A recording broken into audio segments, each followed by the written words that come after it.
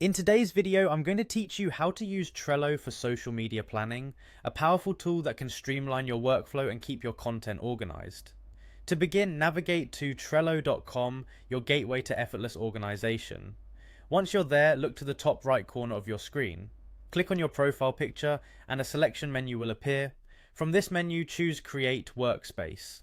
This new workspace will be the hub for your social media planning endeavors.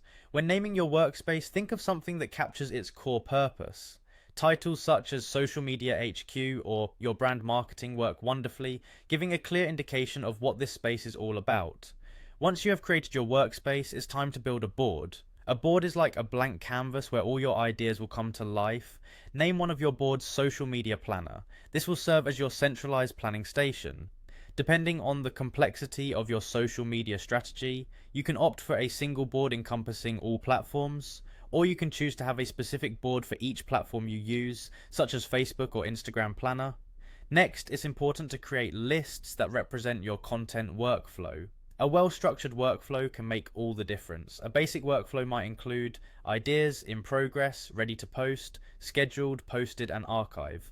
Each list acts as a stage in your content journey. Now let's talk about cards. These cards will be a vital part of your social media planning.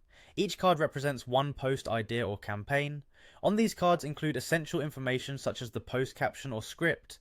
This text is what will accompany your image or video on the platform. Speaking of visuals, attach relevant images and videos to each card. This keeps everything in one place and allows for easy access when it's time to post. Setting a due date for each card is crucial, as this indicates the publishing date for your content.